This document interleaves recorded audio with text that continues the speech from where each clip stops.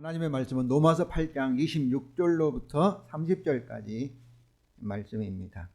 로마서 8장 26절로부터 30절까지 말씀입니다. 신약성경 250쪽에 있습니다. 로마서 8장 26절로부터 30절까지 말씀을 제가 받들어서 읽겠습니다. 이와 같이 성령도 우리의 연약함을 도우시나니 우리는 마땅히 기도할 바를 알지 못하나 오직 성령이 말할 수 없는 탄식으로 우리를 위하여 친히 간구하시느니라. 마음을 살피신 이가 성령의 생각을 아시나니 이는 성령이 하나님 뜻대로 성도들을 위하여 간구하심이니라. 우리가 알거니와 하나님을 사랑하는 자 곧 그의 뜻대로 부르심을 입은 자들에게는 모든 것이 합력하여 선을 이루느니라. 하나님이 미리 아신 자들을 또한 그의 아들의 형상을 본받게 하기 위하여 미리 정하셨으니 이는 그로 많은 형제 중에서 맏아들이 되게 하려 하심이니라. 또 미리 정하신 그들을 또한 부르시고 부르신 그들을 또한 의롭다 하시고 의롭다 하신 그들을 또한 영화롭게 하셨느니라. 아멘. 지난주에 살펴본 것 같이 우리는 생로병사의 인생의 길, 고난의 길을 가고 있습니다. 우리가 사랑하는 이들이 불치병으로 고통을 당하고 또 사랑하는 이들이 세상을 떠났다는 소식을 자주 들으며 살고 있습니다. 지난주에도 그 유명했던 조영기 목사님이 소천을 하셨고 또 우리가 잘 알고 있는 우리 대림교회 김영숙 우리 전사님이 이렇게 참 요양원으로 가셨습니다. 그러나 우리는 생로병사의 환난 중에서도 하나님 영광을 바라고 즐거워할 수가 있습니다. 생로병사의 고난의 인생에서도 저와 여러분은 행복한 사람들입니다. 우리 주 예수 그리스도께서 첫 번째 설교가 마태복음 5장 3절부터 12절에 산상수훈에 나타나는데 예수님의 첫 번째 설교의 말씀이 마카리오스 행복하여라. 너희가 심령이 가난하여도 이 세상을 살면서 애통하는 일을 당한다 할지라도 너희는 행복할 수 있다. 행복하여라. 이렇게 계속해서 반복하여 말씀하십니다. 그렇습니다. 저와 여러분은 이 세상에서라도 고난 중에서 환난 중에서도 행복할 수가 있습니다. 우리가 그리스도 안에서 성령님을 통해서 이미 하나님의 영광을 이미 받았고 또 미래에 하나님의 영광을 상속받을 소망을 갖고서 고난의 인생의 길을 가고 있기 때문입니다. 우리가 하나님께 영광을 돌린다 우리가 찬송도에 들으지만은 성도 여러분, 하나님께 영광을 돌리는 것은 하나님께서 우리에게 은혜로 하나님 능력으로 영광스러운 일을 하셔야만이 우리가 하나님께 영광을 돌릴 수가 있습니다. 영광을 돌린다는 것은 하나님이 우리에게 영광을 주셨다. 이것을 우리가 고백하고 하나님이 하셨습니다. 이렇게 말할 때 그것이 뭐예요? 우리가 하나님께 영광을 돌릴 수가 있는 거예요. 그래서 하나님께서 복음의 약속에 따라 새 언약에 따라 저와 여러분에게 영광스러운 일을 구원의 일을 하실 때 그때 우리는 뭐예요? 하나님께 영광을 돌릴 수가 있는 것입니다. 하나님이 하셨습니다. 제가 한 것이 아니라 하나님이 하셨다는 것을 우리가 인정하고 고백하고 찬송하는 것이 뭐예요? 그것이 하나님께 영광을 돌리는 것입니다. 자, 여기서 우리가 중요한 것은 우리가 소망하기 때문에 믿기 때문에 기도하기 때문에 하나님의 영광을 받을 수 있는 것이 아닙니다. 전적으로 하나님 아들 예수 그리스도의 십자가의 죽음을 통하여서 대속을 통하여서 저와 여러분이 은혜로 하나님의 자비하심으로 하나님의 공짜로 하나님의 영광을 받을 수가 있기 때문에 저와 여러분은 복음을 믿는 것이고 하나님의 영광을 바라며 소망할 수가 있습니다. 그러나 예수 그리스도를 믿지 않는 세상 사람들에게는 이 세상에 당하는 생로병사의 모든 사건들이 뭐예요? 죄로 인한 하나님의 심판입니다. 그리고 그것들은 마지막 종말의 하나님의 영원한 심판의 맛보기로 심판을 가리키는 하나의 사인, 징조라고 할 수가 있습니다. 성도 여러분, 예수 그리스도의 복음에 근거하여서 하나님의 영광을 상속받을 소망과 함께 우리가 고통스러우니까 힘드니까 신음하고 탄식하는 생로병사의 인생에서 우리가 무엇을 하여야 할까요? 저는 그것은 기도하는 것이라 생각합니다. 야고보서 5장 13절입니다. 너희 중에 고난당한 자가 있느냐? 그는 기도할 것이요. 그렇습니다. 우리는 하나님의 복음에 근거하여서 믿음의 기도를 하는 것입니다. 하나님께서는 천지가 흔들려도, 아니 생로병사의 어떤 고난 중에 있다 할지라도 반드시 우리에게, 저와 여러분에게 새 언약대로 하시지만은 그래도 우리는 기도를 하여야 하기 때문입니다. 에스겔서 36장 37절입니다. 주 여호와께서 이같이 말씀하셨느니라. 그래도 이스라엘 족속이 이같이 자기들에게 이루어주기를 내게 구하여야 할지니라. 여기 이같이는 에스겔서 36장 16절부터 36절까지 하나님이 바벨론 포로로 있는 그들에게 언약에 따라 그들을 구원하시고 구원하시겠다는 약속의 말씀이 들어 있습니다. 하나님께서 언약대로 하시겠다고 말씀했는데 그래도 그들이 어때야 되겠어요? 그 약속을 믿고 새 언약대로 해 주십시오. 이렇게 기도를 해야 한다는 거예요. 우리도 마찬가지죠. 예수 그리스도 십자가의 죽음을 통해서 하나님과 우리 사이에 생명과 복을 주시겠다는, 하나님의 영광을 주시겠다는 새 언약, 복음의 약속을 가지고 있습니다. 그래도 저와 여러분은 그 복음의 약속을 근거하여서 약속도 해주세요, 새 언약도 해주세요, 이렇게 기도할 필요가 있다는 것입니다. 이는 하나님께서 은혜의 새 언약에 근거하여서 그들의 기도의 응답을 통하여서 하나님의 영광의 구원을 나타내시기 때문입니다. 그러므로 새 언약에 근거한 기도, 십자가의 복음에 기초한 기도는 어떻겠습니까? 저는 100% 응답될 수밖에 없다고 믿습니다. 성도 여러분, 생로병사의 고난에서 우리도 새 언약에 근거하여 하나님의 영광을 소망하면서 기도를 하여야 합니다.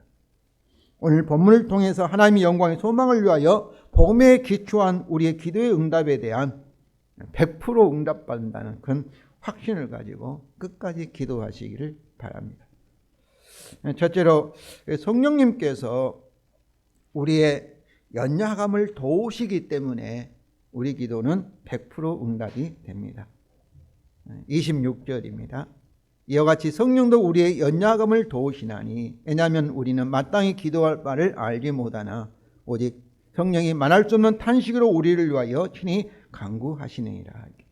이와 같이 이 말씀은 곧 23절, 24절, 25절에 있는 말씀입니다.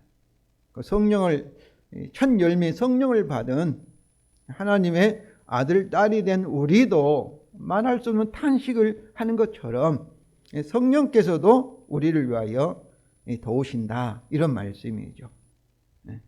우리의 연약함을 도우는데, 이 연약함이 우리가 하나님에 비해서는 우리가 모든 부분이 연약하지요. 그러나 여기서는 우리의 기도 생활에서의 부족함, 연약함을 가리킵니다.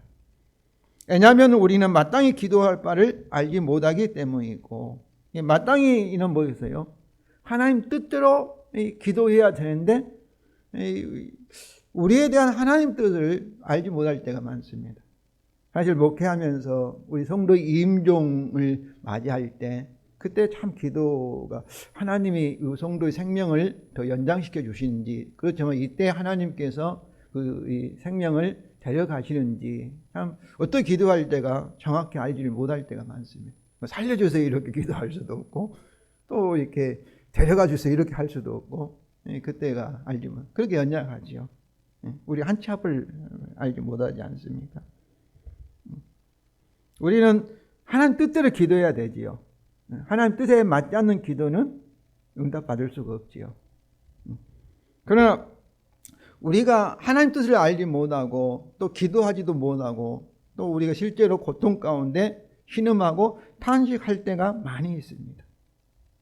이것은 어린아이가 부모의 뜻에 상관없이 엄마 부르며 무조건 우는 것 같이 우리도 탄식할 때가 많이 있는 것이죠.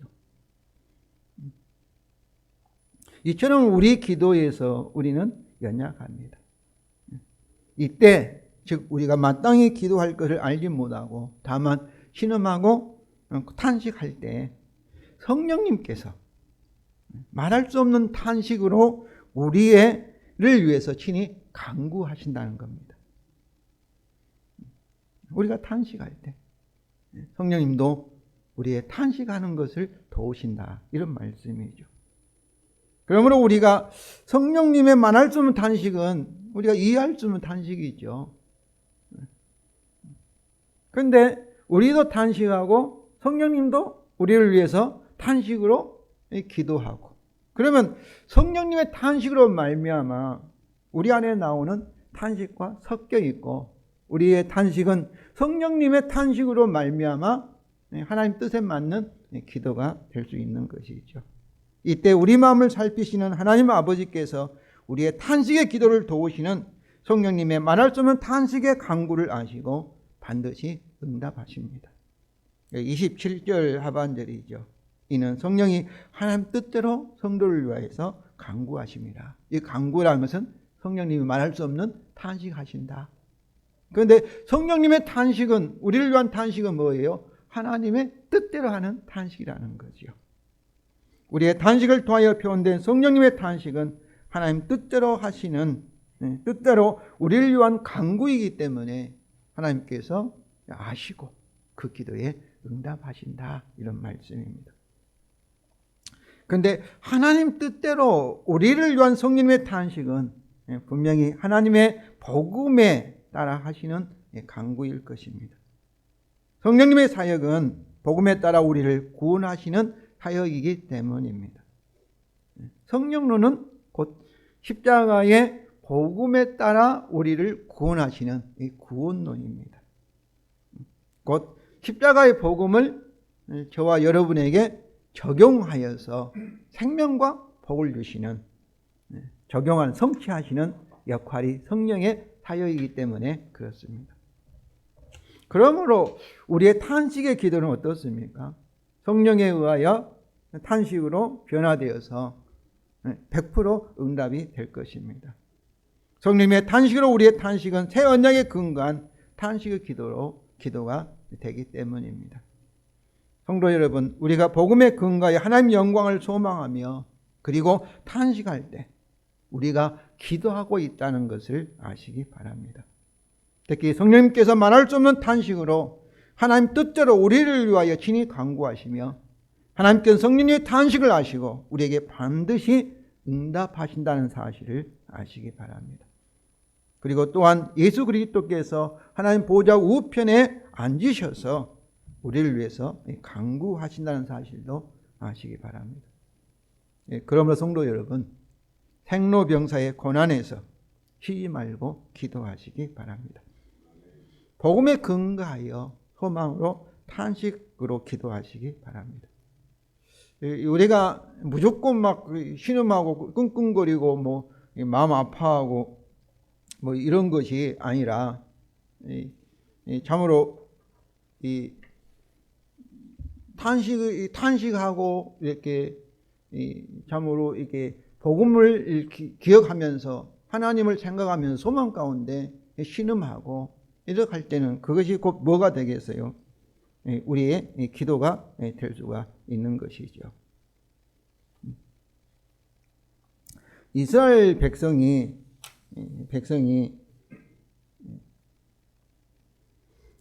출애굽기 2장 23절부터 25절에 보면은 애굽에서 종살이 할 때 애굽 왕이 죽었고 이스라엘 자손은 고된 노동으로 말미암아 탄식하며 부르짖을 때 그 고된 노동으로 말미암아 부르짖는 소리가 하나님께 상달되니라. 하나님이 그들의 고통 소리를 들으시고 하나님이 아브라함과 이삭과 야곱에 세운 그의 언약을 기억하사 하나님이 이스라엘 자손을 돌보셨고 하나님이 그들을 기억하셨더라. 이처럼 우리가 고통으로 힘들 때 신음하며 탄식하며 이렇게 안타까워할 때 그때 하나님께서 우리의 탄식의 기도를 들으신다는 거죠. 보고 계신다는 거죠.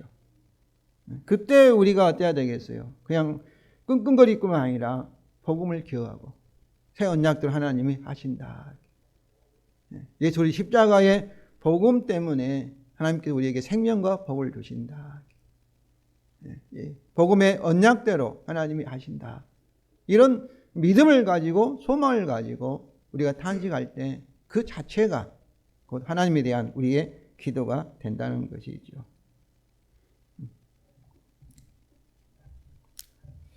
성도 여러분,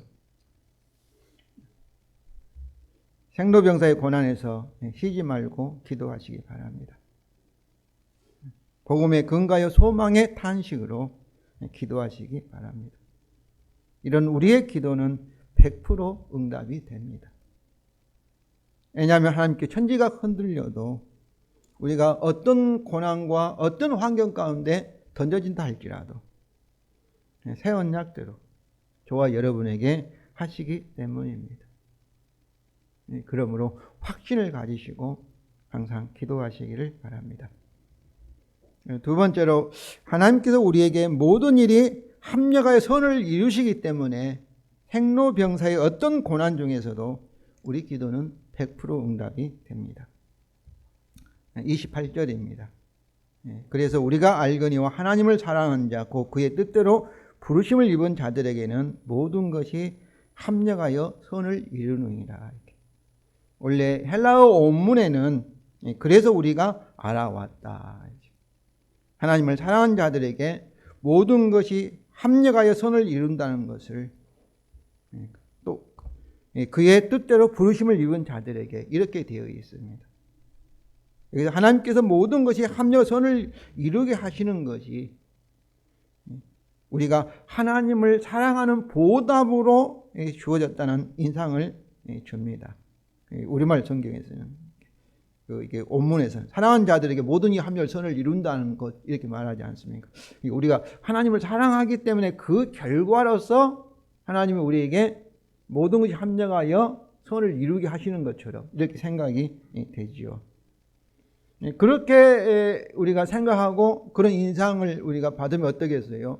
내가 하나님 사랑하니까, 내가 잘하니까 하나님께 내게 복을 주셨다. 이렇게 이제 생각하고 자기를 자랑하고 이제 뭐가 되어버린 거예요? 하나님의 은혜를 잊어버리는 위험성이 있습니다. 이것이 이제 행위구원이고 이것이 율법주의라고 이단인 것이죠. 그래서 사도 바울은 하나님 사랑하는 자가 누구인가를 설명합니다. 곧 그의 뜻대로 부르심을 입은 자들이라 이렇게 설명하고 있습니다. 하나님 뜻대로 부르심을 입은 자만이 뭐한 거예요? 그 은혜의 열매로 하나님을 사랑할 수 있다. 그러니까 성령의 열매로, 복음의 열매로 하나님을 사랑하게 되고 이웃을 사랑할 수 있다. 이런 말씀인 것이죠. 전적으로 예수 그리스도 십자가의 복음의 은혜로 말미암아 우리가 하나님을 사랑할 수 있고 또 그런 자에게 하나님은 어떤 거예요? 모든 일이 합력하여 선을 이룰 수 있다. 이런 말씀이죠. 그런데 우리가 무엇을 알아왔습니까? 알 수 있습니까? 하나님 뜻대로 부르심을 입은 저와 여러분은 뭐예요? 모든 일, 모든 것이 합력하여 선을 이루게 하신다. 이런 말씀입니다. 모든 것이 합력하여 저절로 막 선이 이루어진 것이 아니라 누가 선을 이루게 하셔요? 하나님께서. 저와 여러분이 일어나는 모든 일을 가지시고 결국 뭐 하는 거예요?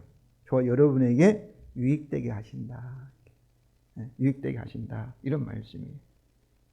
그러니까 하나님께서 모든 일을 합력하여 선을 이루는 것을 우리가 신학 용어로 하나님의 섭리의 역사다. 하나님이 섭리하신다. 하나님께서 그렇게 역사하신다. 이런 말씀이죠. 여기서 모든 일은 어떤 의미겠습니까? 모든 일은 선의 그 자체가 아니라 선을 위한 것입니다. 저와 여러분이라는 모든 일에는 우리 죽음도 들어있고 질병도 들어있고 뭐 사업이 뭐 어려움도 들어있고 뭐 예기치 않는 환난, 고난, 또 즐거운 모든 좋은 일 다 포함이 되어 있는 것이죠. 그러면 이 선은 무엇입니까? 선을 위해서 하나님께서 모든 일이 일어나도록 이게 섭리하시고 또 그것이 우리에게 선을 위해서 다 도움이 되도록 역할이 있다는 거예요. 그런 말씀이에요. 그럼 선은 무엇인가? 선은 우리의 그 좋은 일이죠. 좋은 일. 선은 29절 30절에 그 답을 찾을 수 있는데 선이라는 것은 하나님께서 저와 여러분에게 어떻게 하십니까? 복음의 약속대로 하십니다. 새 언약대로 하나님이 하십니다. 그러니까 모든 일을 사용하여서 이 새 언약대로 이루어지게 하신다. 이 그런 말씀이에요. 그러면 새 언약대로 하나님께서 우리에게 뭐를 하셔요? 구원하시고 그리고 또 새 언약대로 저와 여러분에게 구원하시는 목적이 있어요. 이 하나님의 목적이 있고 또 구원 그 자체가 29절과 30절에 있습니다. 그러므로 모든 것은 선, 즉 하나님의 구원의 목적과 그 구원을 위하여 일어나는 생로병사의 우리의 인생사입니다. 과거에 있었던 모든 여러분이 일어났던 경험들, 사건들, 또 앞으로 있을 모든 것도 이미 우리가 코로나19로서 이렇게 고통스럽게 당하는 이 모든 것도 여기에 들어있어요. 모든 일이 포함되어 있습니다. 이것은 로마서 8장 35절부터 39절에 묘사하고 있는 우리에게 일어날 수 있는 모든 그런 사건들이나 상황을 가리키고 있습니다. 성도 여러분, 우리의 복음의 인생길이죠. 복음대로 되는 새 언약되는 이 드라마로 볼 수 있으면 하나님께서 이 모든 요소들, 모든 배경들 이것들에 하나님이 감독이죠. 감독입니다. 이 모든 것은 하나님께서 새 언약에 따라 우리를 위하여 합력의 선을 이루시도록 하나님께서 계획하시고 또 예정하시고 또 그렇게 합력하여 우리에게 유익이 되도록 복음의 언약에 따라 성취되도록 역할하도록 섭리하신 것입니다. 그러므로 우리 하나님께는 우연한 일은 하나도 없습니다.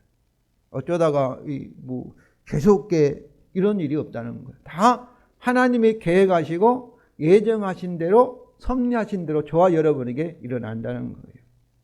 마태복음 10장 29절부터 31절입니다. 참새 두 마리가 한 아사리온에 팔리지 않느냐.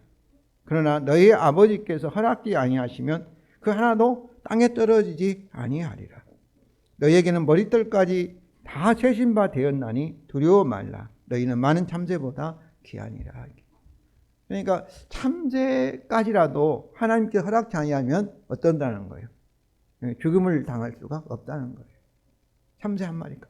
참새라고 얘기 표현하는데 하다못하면 개미 한 마리도 하나님께서 허락지 아니하시면 죽을 수가 없다는 거예요. 다 하나님의 섭리 가운데, 하나님의 주관 가운데 있다는 거예요. 그렇습니다. 그리스도 안에 있는 우리에게는 결코 우연히 일어난 일은 하나도 없습니다. 우리가 연약하기 때문에 정확하게 왜 하나님이 이 고통을 주십니까? 우리는 정확하게는 알 수 없어요. 그러나 우리가 알 수 있는 것은 뭐예요? 이것이 우리에게 선이 되도록 위기 되기 때문에 하나님께 허락하셨지 저와 여러분을 골탕 먹인다든지 저주한다든지 심판한다든지 그런 일이 일어날 수가 없는 거예요. 재수 없게 일어났다 이거는 잘못된 표현이에요. 그렇게 우리가 생각하면 그건 뭐예요? 예수 그리스도의 십자가의 복음을 부정하는 거예요. 성도 여러분, 우리에게 일어날 수 있는 심판이나 저주는 정죄는 다 십자가에서 우리 주님이 대신 다 받으셨음을 믿으시기 바랍니다. 그러므로 저와 여러분 새 언약대로는 생명과 복, 좋은 일만 우리에게 있을 수 있다는 거예요.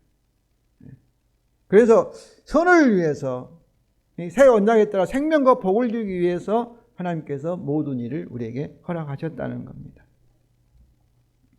하나님께서 우리에게 모든 일이 합력하여 선을 이루도록 계획하시고 예정하시고 섭리하고 계십니다. 그러면 우리는 이것을 어떻게 알 수가 있습니까? 첫째는 하나님의 복음을 알면은 이것을 알 수 있습니다. 십자가의 복음을 알면. 복음을. 그래서 계속해서 로마서에서 복음을 설명했지 않습니까? 그리고 이 복음을 어떻게 알 수 있습니까? 성령님의 계시와 지혜를 통해서 우리가 복음을 알 수가 있습니다. 우리가 복음을 정확하게 바르게 안다면 우리는 우리에게 일어나는 모든 일을 이렇게 해석할 수밖에 없습니다. 로마서 1장 8절에 그리스도 예수 안에 있는 자는 결코 뭐가 없어요? 정죄함이 없다는 거예요. 우리가 죄를 지어도 이제는 우리에게 정죄가 없어요. 예수님이 십자가에서 우리가 지은 죄값을 다 지불하셨기 때문에 저와 여러분은 무엇만 있겠어요? 생명과 복된 일만이 있을 수밖에 없는 거예요. 복음을 알면은, 복음의 관점을 이렇게 보면은 이렇게 우리에게 유익이 될 수밖에 없다. 이렇게 이해할 수밖에 없어요. 이것이 하나님의 지혜입니다.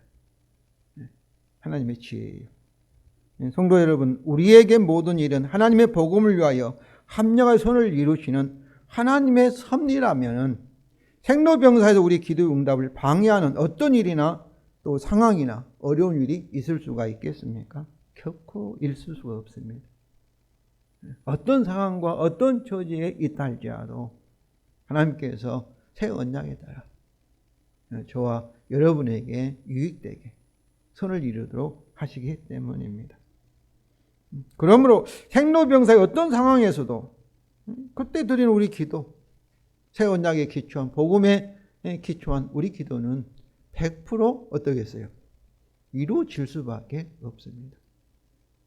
지금 당장 내 눈앞에 이루어진다 한다 할지라도 이 세상 아니면 저 세상에서라도 우리가 소망은 눈에 보이는 소망이 아니라 했지 않습니까?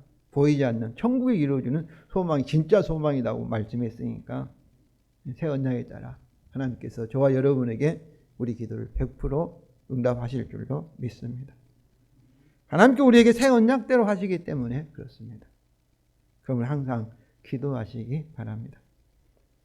마지막으로 우리에게 모든 것이 합력하여 선을 이루시는 것이 하나님의 목적과 구원이기 때문에 우리 기도는 100% 응답이 됩니다.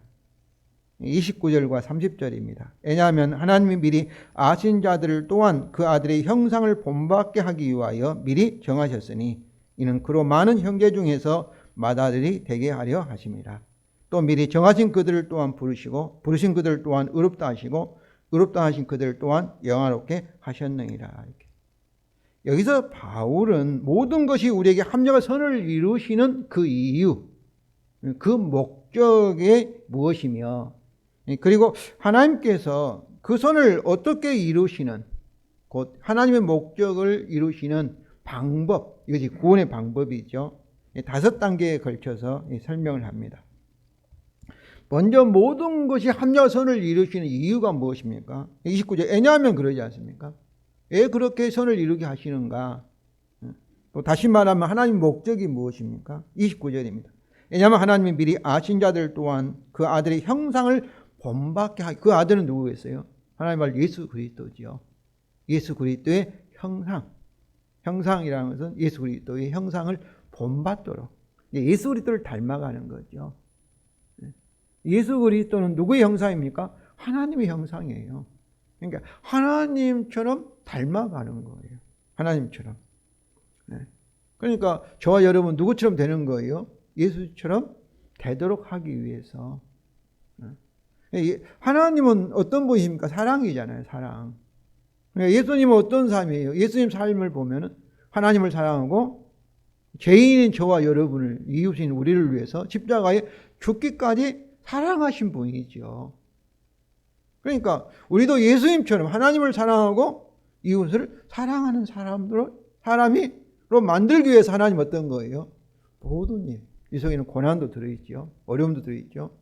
이것을 하도록 우리를 훈련하는, 연단하는 그 과정이 모든 일이 합력하여 선을 이루신다는 거죠. 그러면 우리가 예수님이 하나님의 아들이고 우리도 예수님을 닮은 하나님의 아들이라면 우리가 뭐겠어요? 예수님 우리의 가장 큰 형님이 되죠. 그리고 우리는 예수님의 동생들이 되는 거죠.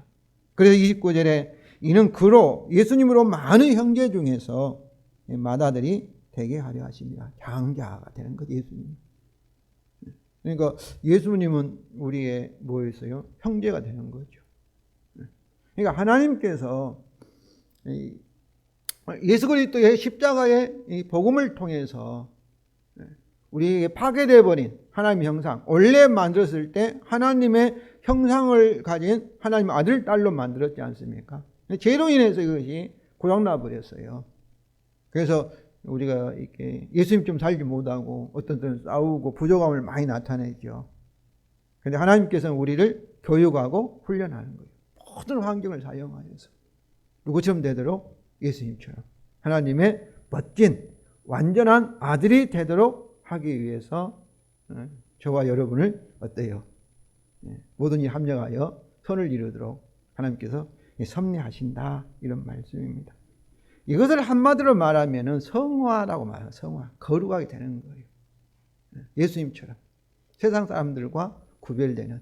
세상 사람은 자기 이익만 생각하거든요. 근데 우리는 하나님을 위해서 그리고 다른 사람을 위해서 사랑하는 자로 살도록 하나님이 훈련하신다. 그러니까 우리에게 어려운 일이 있고 힘든 일이 있을 때는 이 목적을 기억하는 거예요. 이걸 가지고 하나님 못 하시는 거예요. 아, 나를 연단하시구나. 누구처럼? 예수님처럼 되도록. 이렇게 생각해야지. 어려움 당하면서 아무 생각 없이 그냥 뭐 신음하고 고통스러워하고 하나님 이렇게 하시는 거 하면 어떠겠어요? 계속 그 훈련이 더 길어지지 않겠어요? 여러분, 하나님께서 이것을 통해서 나를 예수님 좀 닮게 한다면 내가 어떤 부분이 예수님과 부족했구나 이렇게 생각하고 빨리 깨달으면 어떠겠어요? 그 단계를 지나서 어떻게 해서 다음 단계로 하나님께서 저와 여러분을 인도하실 줄로 믿습니다. 그런데 계속 그 상태에 있으면 어떻게? 하나님도 답답하고 계속해서 누가 이기겠어요? 하나님이 이길 수밖에 없지 않겠어요? 우리가 그때는 뭐 때를 쓰고 어떤다 할지라도 성도 여러분, 하나님께서 하실 때는 우리가 우리 자신을 돌아보고 하나님의 목적이 뜻이 이 훈련을 통해서 이 어려움을 통해서 하나님을 더 알게 하시고 우리가 누구처럼 하나님의 아들 예수 그리스도처럼 닮아가도록 하시는 목적이 있다 하는 것을 알고 그때 우리 자신을 돌아보고 그걸 깨닫고 이렇게 살기를 원합니다. 그렇게 산다면 어떠겠어요? 그 원함을 통해서 끝나고 다른 단계로 우리가 갈 줄로 믿습니다. 이것이 우리가 이 세상을 살아가는 목적이고 또 어떻게 고난의 신비라고 볼 수 있죠. 우리가 고난을 당하는, 연단당하는 그런 이유라고 볼 수 있습니다. 이미 말씀한 것처럼 이것은 또 뭐겠어요? 28절의 선의 목적인 사랑의 열매지요. 사랑. 그러니까 하나님의 형상은 뭐겠어요? 사랑이에요. 사랑은 율법의 목적이고 하나님께서 우리에게 명령하신 목적이 사랑이고 성령께서 우리에게 무슨 열매 맺습니까? 사랑의 열매를 맺는 줄로 믿습니다. 사랑을 위해서 하나님은 세상을 창조하였고 사랑하는 그런 아들, 딸로 우리를 빚어가고 있음을 아시기 바랍니다. 이 목적을 위해서 우리는 모든 일을 통하여서 새 언약에 따라 그리스도와 같은 형상으로 변화하여 영광의 영광에 이르는 곧 주의 영으로, 주의 영은 성령이죠. 성령으로 말미암아 영광에서 영광 하나님 영광이잖아요. 그러니까 우리가 예수님을 닮아가는 하나님 형상 닮아가는 것은 우리 노력으로만 된 것이 아니에요. 사랑이 여러분에게 사랑의 열매가 나타났잖아요. 그러면 그건 뭐가 나타나? 하나님의 영광이 나타나는 거예요. 그래서 성령에 의해서 저와 여러분이 사랑하는 그런 열매를 맺으면 누가 하신 거예요? 하나님 하신 거예요. 그게 하나님의 영광이에요. 내가 뭐 잘나고 똑똑하니까 그런 거 아니에요. 하나님께 예수 그리스도 십자가의 복음의 근거의 성령의 능력으로 저와 여러분의 사랑 열매를 맺어가고 있음을 믿으시기 바랍니다. 그렇게 변화되어 간 거예요. 가면 갈수록 우리가 나이가 먹으면 갈수록 우리 몸은 약해지지만은 복음을 더 깊이 깨닫고 성령의 능력에 의해서 우리 자신이 어떤 거예요? 점점 영광에서 영광으로 하나님의 능력이 성령을 통해서 나타나서 점점 더 주님을 닮아가는 그런 성도들 되시기를 바랍니다. 이 하나님의 목적의 관점으로 우리는 우리에게 일어나는 모든 일을 이해하고 해석을 하시기 바랍니다. 이제 새 언약으로 우리에게 하나님 목적을 이루는, 하나님 목적이 뭐예요? 하나님 예수님을 닮아가는 거죠. 사랑의 열매를 맺는 거죠. 하나님 형상을 회복하는 거죠. 이루는 그의 방법, 하나님의 방법, 이것이 구원이에요. 구원이라는 것은. 구원의 과정, 이것을 구원의 서정이라고 이렇게 말하는데, 구원의 서정은 무엇입니까? 바울은 이것을 모두 부정 과거의 동사를 사용하여서 5단계로 우리에게 설명하고 있습니다. 첫 번째 단계는 하나님이 미리 아심, 예지다는 거예요. 미리 아셨다. 이것은 하나님께서 창세전에 저와 여러분을 미리 아셨다는 거예요. 믿습니까? 하나님께서 미리 아셔요. 이 아셨다는 것 히브리어로 뭐냐면은 야다라는 동사인데, 이 야다는 한 몸이 되다. 하나님과 우리가 아셨다는 특별한 관계를 맺다. 그러니까 남편과 아내의 관계를 이렇게 야다라고 쓰는 거예요. 하나가 되어서 이 야다의 결과가 자식을 낳는 거예요. 이렇게 표현하고 있어요, 성경은. 그러니까 이 야다라는 이 안다, 이것은 머리로만 지식적으로 안다는 것도, 그것도 포함이 되지요. 정보도 포함이 되지만은 하나님과 우리가 하나로 연합을 통해서 우리를 이렇게 알게 되는, 경험하게 되는 언약적인 사랑을 의미합니다. 따라서 미리 아셨다는 말씀은 언약적인 사랑 안에서 하나님이 창세전에 저와 여러분을 선택하셨다, 그런 의미예요. 우리 장로교는 개혁주의 신학이지 않습니까? 우리 개혁주의 신학은 예지, 미리 아심을 선택하셨다는 말과 동의어로 이렇게 보면, 이 예지 뒤에는 뭐가 따라오는 거예요? 이 언약에 따라 이제 우리를 하나님께서 계획하시는 것, 그 예정이 따라온다고 생각합니다. 하나님이 창세전에 저와 여러분을 선택하셨음을 믿습니다. 그러니까 아무나 예수 믿는 거 아니에요. 예수님을 알게 되는 거 아니에요. 하나님의 선택을 받은 결과가 이제 나타난 것이죠. 둘째 단계는 하나님의 선택받은 자들을 얻은 거예요. 이제 하나님이 미리 정하셨다. 예정이에요, 예정. 이것은 하나님께 창세전에 선택받은 우리의 인생의 길을 미리 정하셨다는 의미입니다. 그 예지가 언약적인 사랑에 강조점이 있다면은, 예정은 하나님께서 자신의 목적에 따라 확실하게 성취를 해 하나님께서 미리 정해진 계획을 강조합니다. 그러니까 모든 일을 선택받은 저와 여러분의 길을 하나님이 예정하셨다. 그러니까 미리 계획하시고 그 계획에 따라 우리에게 모든 일이 일어나도록 섭리하신다, 이런 말씀이에요. 이는 하나님의 복음의 근간, 우리 구속의 완성을 위하여 생로병사의 우리 인생의 모든 과정을 미리 예정하셨다, 미리 계획하셨다는 사실을 강조합니다. 그러면 이 예정의 목적은 무엇입니까? 우리가 하나님 아들의 형상을 본받는 거예요. 곧 예수 그리스도처럼 닮아가는, 이것을 위해서 하나님이 저와 여러분에게 우리가 예기치 못한, 우리 상상하지 못한 일들이 일어나도록 하나님이 예정하셨다는 거죠. 그러니까 우리의 성화를 위해서 하나님께 우리에게 일어나는 모든 일을 예정하시고 섭리하신다는 것입니다. 그러니까 이 예정을 우리가 내 인생에 대해서는 각자 다르게 하나님께서 예정하셨다고 볼 수 있죠. 어떤 사람은 평탄한 길로 조금 더 쉬운 길로 가게 하고, 어떤 사람은 세상 사람들이 볼 때는 진짜 어려운 길을 가게 하시고, 이렇게 하나님께서 예정하셨어요. 무엇을 위해서? 합력하여 선을 이루도록 이렇게 예정하셨다, 이런 말씀입니다. 셋째 단계는 이제 하나님의 부르심입니다. 그러니까 하나님께서 미리 선택하시고 또 하나님께서 그의 인생을 예정한 자를 이제 하나님께서 부르셔요. 뭐로 부르셔요? 그리스도의 복음과 성령을 통해서 부르십니다.